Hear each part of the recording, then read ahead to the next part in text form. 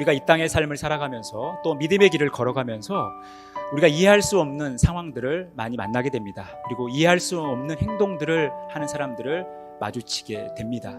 이해할 수 없는 상황들이 우리 앞에 놓였을 때 어떻게 우리가 지혜로운 삶을 살 수 있을까요? 더 나아가 어떻게 하면 하나님께서 기뻐하시는 삶을 살 수 있을까요? 이 바다에서 일어난 여러 상황 속에서 우리는 예수님의 모습 속에서 또 제자들의 모습 속에서 이해할 수 없는 행동들을 보게 되는 것입니다. 예수님은 왜 굳이 날이 저물 때에 바다 건너편으로 가고자 하셨을까요? 광풍으로 물결이 배에 부딪혀 들어와 배에 가득하게 되었음에도 예수님은 왜 주무시기만 하셨을까요? 제자들은 어부 출신이 많음에도 왜 폭풍 앞에 무서워하며 예수님께 도움을 요청했을까요? 예수님은 폭풍으로 무서워하는 제자들에게 왜 어찌 믿음이 없냐고 말씀하셨나요?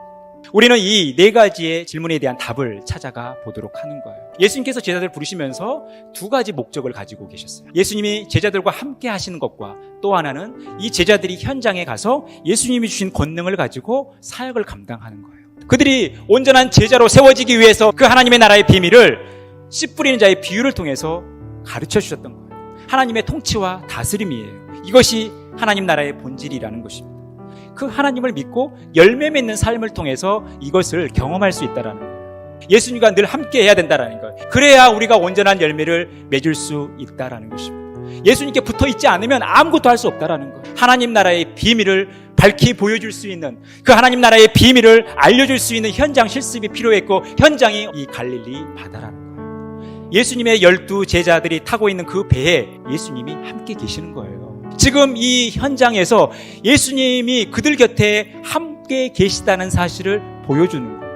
강풍이 일어나 파도가 일지만, 그래서 그 파도 때문에 바닷물이 뱃속에 들어와 있지만 예수님께서 명령하시니까 이게 다 잠잠해지더라는 거예요. 이 바다의 주인이 우리 예수님이라는 거예요. 예수님의 바다라는 거예요. 우리 주님의 바다라는 거예요. 주님의 통치가 지금 이 바다 가운데 임하고 있다는 것입니다. 어렵고 힘든 상황, 제자들이 위태롭게 여겼던 그 상황 속에서 주님은 그들과 함께 하신다라는 거예요.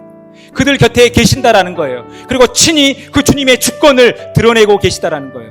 그래서 제자들에게 요구되어지는 것은 그 주님을 믿는 거예요. 믿는 거예요. 진짜 믿음의 본질이라는 것은 위기에 처해 있을 때 그들이 주님을 의지하는 것, 이것을 뛰어넘어 주님을 신뢰하는 단계까지 가야 된다라는 겁니다. 이게 믿음의 본질이에요.